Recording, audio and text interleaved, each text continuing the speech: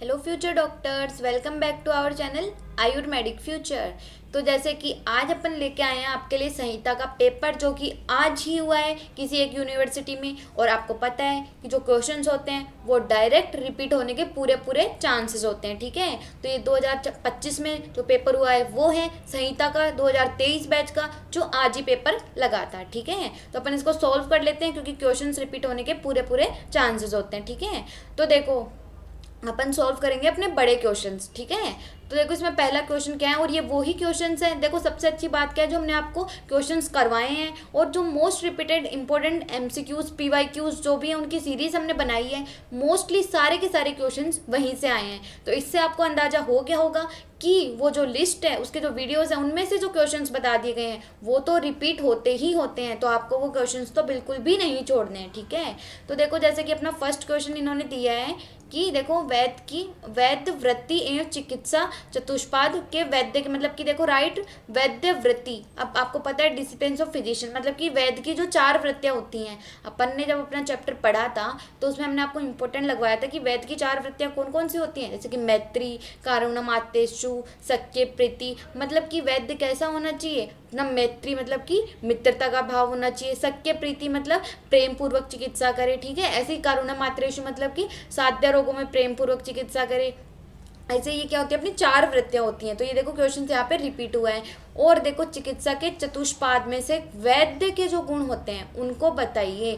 देखो हमने आपको 1000 बार बताया कि चिकित्सा के चतुष्पाद वेरी वेरी इंपॉर्टेंट क्वेश्चन है, चाहे कोई भी यूनिवर्सिटी हो उसमें वो क्वेश्चन रिपीट होता ही होता है। तो देखो अब देखो इसमें से आपको बताना है कि वैद्य की क्या होती है, चिकित्सा के चतुष्पाद उसमें से भी वैद्य की। तो वैद्य कैसा होना चाहिए, अपना दक्ष होना चाहिए, तीर्थ शास्त्रार्थ मतलब कि अपने काम में बहुत अच्छे से परंपरागत होना चाहिए, दक्ष होना चाहिए मतलब कि एकदम उसने बहुत बार वो काम दृष्ट कर्मा मतलब कि बहुत बार उसने वो काम होते हुए देखा हो, मतलब चिकित्सा को उसने बार बार प्रैक्टिस की हो। ठीक है, सूची होना चाहिए, पवित्र होना चाहिए, दक्ष, सूची, तीर्थ शास्त्रार्थ, दृष्ट कर्मा, ये क्या होते हैं, वैद्य के गुण होते हैं। और इसी को आपको 5 नंबर में एक छोटा सा श्लोक है 4 वर्ड का, वो लिखना है और इसी को आपको एक्सप्लेन करना है। तो देखो कितना ईजी क्वेश्चन था जो आपको बताया हुआ है। फिर नेक्स्ट क्वेश्चन देखो अपना इंद्रिय पंचक। ये भी हमने आपको जब वो पढ़ाया था कि मोस्ट रिपीटेड इंपॉर्टेंट पीवाईक्यूज, उसमें हमने लिख रखे हैं इंद्रिय पंचक। इसमें आपको वही बताना है कि कौन से इसके शब्द स्पर्श रूप रसगंध है, कौन सी ज्ञान इंद्रियां हैं, कौन सी कर्म इंद्रियां हैं। ठीक है, तो यही 5 चीजें आपको पंचक में बतानी थी। ठीक है, वो एक टेबल अपने चरक संहिता में वो आपको पूरी एक्सप्लेन करनी थी। ठीक है, फिर देखो नेक्स्ट है अपने देह प्रकृति का वर्णन करो। देखो वैसे तो ये अपने किसका क्वेश्चन है, अपने क्रिया शारीर का क्वेश्चन है, बट एग्जामिनर तो कहीं भी पूछ सकता है। तो इसने देह प्रकृति का वर्णन आपसे करवाया है, तो अगर आपने क्रिया शारीर में पढ़ा है अच्छे से तो आप इसको वहाँ भी लिख सकते हो। देह प्रकृति वही अपनी जो सात्विक प्रकृति होती है, वो 7 प्रकार की, वातज, पित्तज, कफज, वात, पित्त, कफ, यही आपको इसमें सन्निपातज, ये सारे 7 के बारे में इसमें आपको लिखना है। ठीक है, फिर देखो ये हमने आपको वेरी वेरी इंपॉर्टेंट लगवाया था साध्य असाध्य अनुसार रोगों के प्रकार। जो अपना महाचतुष्पाद अध्याय है वो हमने आपको बहुत अच्छे से इजीली नोट्स के साथ पढ़ाया था कि साध्य और असाध्य रोग कौन से होते हैं, उनका वर्गीकरण कैसे कैसे होता है, कौन से याप्य होते हैं, कौन से अनुक्रम होते हैं, कौन से साध्य होते हैं, कौन से असाध्य होते हैं, कृच्छ साध्य कौन से होते हैं। ठीक है, तो उसमें आपको वो बताना है।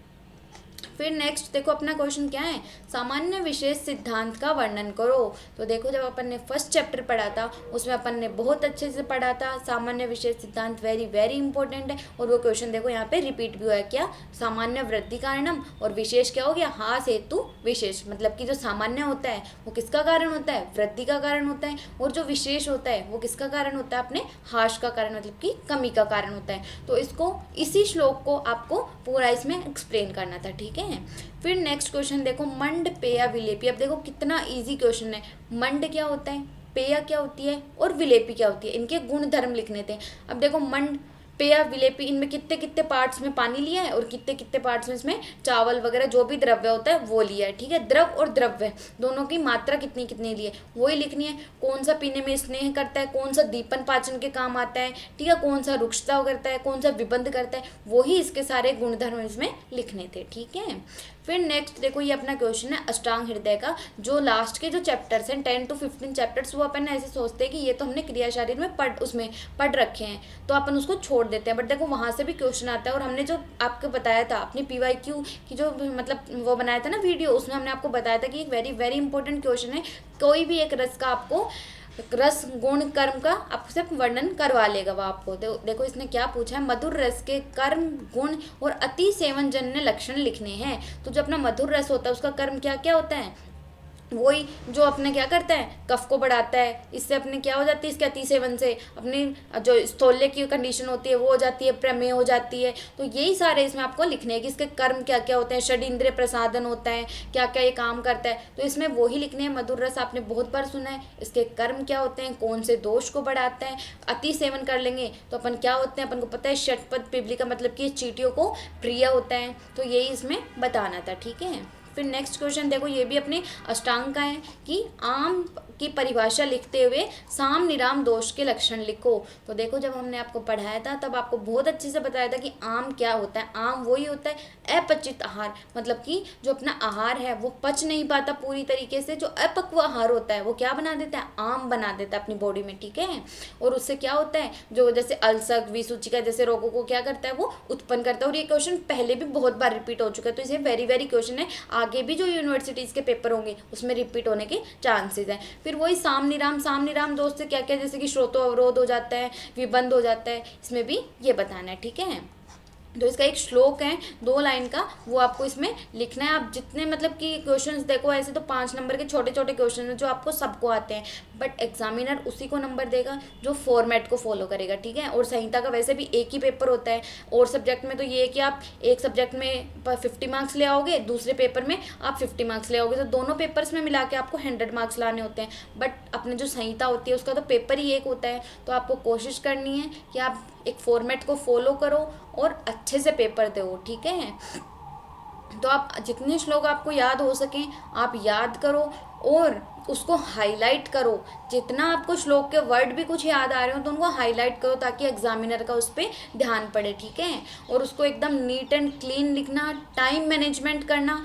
टाइम मैनेजमेंट नहीं करोगे तो आपके क्वेश्चन छूट जाएंगे, आप चाह करके भी आपको पूरा पेपर आता होगा तो आप अटेम्प्ट नहीं कर पाओगे, इसलिए टाइम मैनेजमेंट आप पूरा करना। ठीक है, फिर देखो अपन देखते हैं, ये तो हो गई अपनी 5 मार्क्स के क्वेश्चन की बात। अब अपन देखते हैं अपने 10 मार्क्स में। देखो 10 मार्क्स में क्या क्वेश्चन आया है कि काल बुद्धि इंद्रिय अर्थानाम योगो मिथ्या न च अति च द्रव्याणाम आश्रणाम व्याधि हम त्रिविधो हेतु संग्रह। मतलब कि ये जो आपको श्लोक दिया गया है इसका आपको क्या करना है, इसका अर्थ सहित आपको पहले तो ये बताना है कि श्लोक कहाँ से लिया गया है और आपका इसको अर्थ स्पष्ट करना है। तो देखो जब अपन ने फर्स्ट चैप्टर पढ़ा था अपन ने रोगों के त्रिविध कारण पढ़े थे। ठीक है, काल बुद्धि और इंद्रियों के जो अर्थ होते हैं वो क्या होते हैं, रोगों के त्रिविध कारण होते हैं। ठीक है, देखो व्याधि नाम। अब आपको इसको क्या करना है, इसको स्पष्ट करना है कि कैसे कैसे काल। अब देखो हर चीज के क्या होते हैं, अयोग होता है, अति योग होता है, मिथ्या योग होता है। अब आपको पता होना चाहिए कि हमने जब फर्स्ट चैप्टर पढ़ाया था तब आपको समझाया था कि अयोग, अति योग और मिथ्या योग क्या होता है।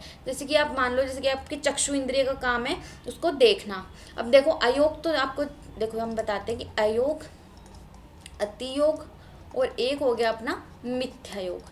तो देखो अयोग तो क्या हो गया, जैसे कि अपनी चक्षु इंद्रिय है उसका काम क्या है, देखना, बट वो देख ही नहीं पा रही है तो उसका क्या हो गया, अयोग हो गया, मतलब कि वो देख नहीं पा रही है। अति योग मतलब कि जो चीज़ें उसको नहीं देखनी चाहिए वो भी वो चीज़ें देख रही है, जैसे कि जो सूर्य की तीक्ष्ण किरणें होती हैं यूवी रेस, उनको वो देखने की कोशिश कर रही है, तो उसका क्या हो गया, अति योग हो गया। और मिथ्या योग क्या हो गया, कभी कभी तो आप देख पा रहे हो, कभी कभी आप नहीं देख पा रहे, तो ये क्या हो गया उसका मिथ्या योग। ऐसे ही अपने काल का हो गया कि ग्रीष्म ऋतु में ग्रीष्म बिल्कुल भी मतलब गर्मी बिल्कुल नहीं पड़ रही है तो वो अयोग हो गया। अति योग मतलब गर्मियों के दिनों में बहुत ज़्यादा गर्मी पड़ना, मतलब कि पेड़ पौधे सब कुछ एकदम सूख गए तो उसका अति योग हो गया। और मिथ्या योग मतलब कि गर्मी के सीजन में बारिश होने लग गई तो ये उसका क्या हो गया, मिथ्या योग हो गया। ठीक है, फिर नेक्स्ट देखो इसने क्या बताया, दक्षिणायन व उत्तरायण को एक्सप्लेन करते हुए, मतलब कि दक्षिणायन में कौन कौन सी ऋतु आती हैं, उत्तरायण में कौन कौन सी ऋतु आती हैं। ये वेरी वेरी इंपॉर्टेंट क्वेश्चन है, ये लास्ट ईयर भी रिपीट हुआ था और ये इस ईयर भी रिपीट हो गया है। देखो कि दक्षिणायन क्या होता है, उत्तरायण किसको बोलते हैं अपन, और इसको बताते हुए हेमंत ऋतु का वर्णन करो। तो देखो हेमंत ऋतु वेरी वेरी इंपॉर्टेंट ऋतु है,